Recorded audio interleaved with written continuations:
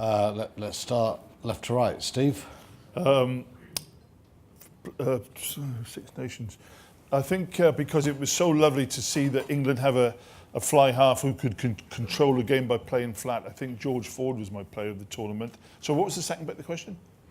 Player to watch for the World Cup. Player to watch for the World Cup. I think that the key man for the World Cup and very, very strong in favour of South Africa. I think they got a fantastic chance, and I think we were talking earlier about Pollard. I think that if that guy is the real thing and he makes them tick, I think they got a fantastic chance. So Mike Ford and Pollard is the new South African fly half. Or George. Sorry? Did I say George. Mike?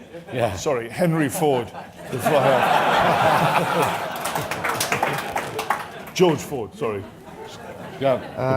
Folau would be, I think he's just exciting to watch.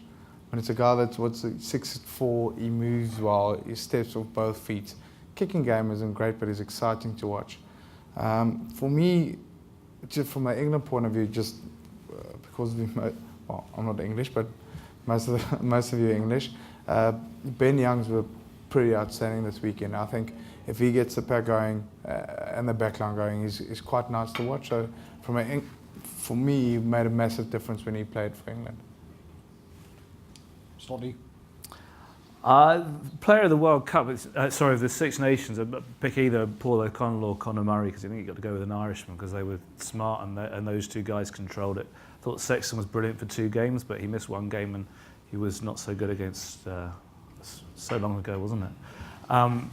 Player for the World Cup, Kieran Reid for me. I would love to have him in any team that I was playing in. I go with Paul O'Connell because you know, at the age he is, you know, to perform at that level and just be able to summon that kind of winning mentality and galvanise the troops is magnificent. And the player for the World Cup, I think, will be Dan Carter, because poor old Dan Carter's World Cup last time was just horrendous, wasn't it? And I you know, he's one of the greatest players that's ever graced the planet, and I think you know, it would be very fitting if he was. Annoyingly, well, obviously, outstanding for New Zealand during the World Cup. The player I most enjoyed watching was Liam Williams coming to the Welsh team. The change that he made to Wales on the wing, I think it was phenomenal.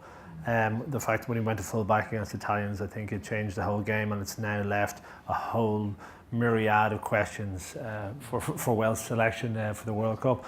And in the World Cup, a player could have a huge impact is Sean O'Brien on the Irish team.